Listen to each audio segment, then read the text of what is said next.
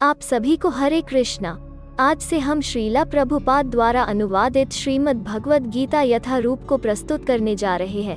आप सभी से निवेदन है कि इसे ध्यान पूर्वक सुने। शुरू करने से पहले यदि आपने इसके पहले महाभारत समरी नहीं देखी हो तो ऊपर दिए आई बटन पर क्लिक करके वीडियो देख लीजिए। अगर आपने पहले ही देख ली है तो चलिए भगवद गीता अध्याय शुरू करते हैं। श्रीमद् भगवद गीता यथारूप अध्याय 1 कुरुक्षेत्र के युद्धस्थल में सैन्य निरीक्षण। श्लोक 1 धृतराष्ट्र उवाच धर्मक्षेत्रे कुरुक्षेत्रे संवेता युयुत्सवः माम का पांडवाश्चैव किम कुर्वत संजय। अनुवाद धृतराष्ट्र ने कहा, हे संजय, धर्म भूमि कुरुक्षेत्र में युद्ध की इच्छा से एकत्र हुए मेरे तथा पांडु के पुत्रों ने क्या किया। तात्पर्य, भगवद गीता एक बहुपठित आस्तिक विज्ञान है जो गीता महात्म्य में सार रूप में दिया हुआ है।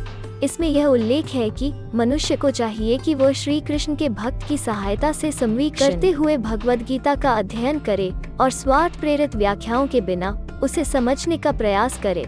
अर्जुन ने जिस प्रकार से साक्षात भगवान कृष्ण से गीता सुनी और उसका उपदेश ग्रहण किया, इस प्रकार की स्पष्ट अनुभूति का उदाहरण भगवद गीता में ही है।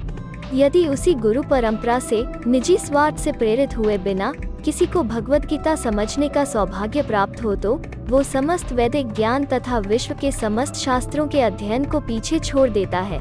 पाठक को भगवद गीता में न केवल अन्य शास्त्रों की सारी बातें मिलेंगी अपितु ऐसी बातें भी मिलेंगी जो अन्यत्र कहीं उपलब्ध नहीं है।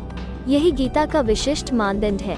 स्वयं भगवान श्री कृष्ण द्वारा साक्षात उच्चरित होने के कारण यह पूर्ण आस्तिक विज्ञान है। महाभारत में वर्णित धृतराष्ट्र तथा संजय की वार्ताएं इस महान दर्शन के मूल सिद्धांत का कार्य करती हैं।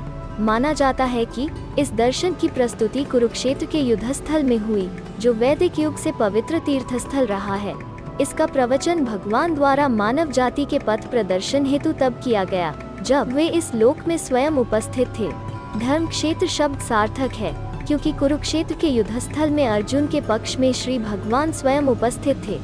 कौरवों का पिता धृतराष्ट्र अपने पुत्रों की विजय की संभावना के विषय में अत्यधिक संदिग्ध था, अतः इसी संदेह के कारण उसने अपने सचिव से पूछा, उन्होंने क्या किया। वो आश्वस्त था कि उसके पुत्र तथा उसके छोटे भाई पांडु के पुत्र कुरुक्षेत्र की युद्ध भूमि में निर्णयात्मक संग्राम के लिए एकत्र हुए हैं। फिर भी उसकी जिज्ञासा सार्थक है। वो नहीं चाहता था कि भाइयों में कोई समझौता हो, अतः वो युद्ध भूमि में अपने पुत्रों की नियति, भाग्य, भावी के विषय में आश्वस्त होना चाह रहा था। चूंकि इस युद्ध को कुरुक्षेत्र में लड़ा जाना था, जिसका उल्लेख वेदों में स्वर्ग के निवासियों के लिए भी तीर्थस्थल के रूप में हुआ है, अतः धृतराष्ट्र अत्यंत भयभीत था कि इस पवित्र स्थल का युद्ध के परिणाम पर न जाने कैसा प्रभाव पड़े। उसे भली भांति ज्ञात था कि इसका प्रभाव अर्जुन तथा पांडु के अन्य पुत्रों पर अत्यंत अनुकूल पड़ेगा, क्योंकि स्वभाव से वे सभी पुण्यात्मा थे। संजय श्री व्यास का शिष्य था, अतः उनकी कृपा से संजय धृतराष्ट्र ने उससे युद्धस्थल की स्थिति के विषय में पूछा।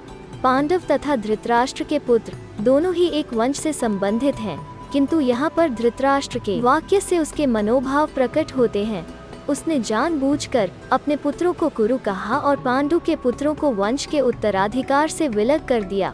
इस तरह पांडु के पुत्रों अर्थात अपने भतीजों के साथ धृतराष्ट्र की विशिष्ट मनःस्थिति समझी जा सकती है। जिस प्रकार धान के खेत से अवांछित पौधों को उखाड़ दिया जाता है, उसी प्रकार इस कथा के आरंभ से ही ऐसी आशा की जाती है कि जहां धर्म के पिता श्री कृष्ण उपस्थित हों, वहां कुरुक्षेत्र रूपी खेत में दुर्योधन आदि धृतराष्ट्र के पुत्र रूपी अवांछित पौधों को समूल नष्ट करके युधिष्ठिर आदि नितांत धार्मिक पुरुषों की स्थापना की जाएगी। यहाँ धर्म क्षेत्र तथा कुरुक्षेत्र शब्दों की उनकी ऐतिहासिक तथा वैदिक महत्ता के अतिरिक्त यही सार्थकता है।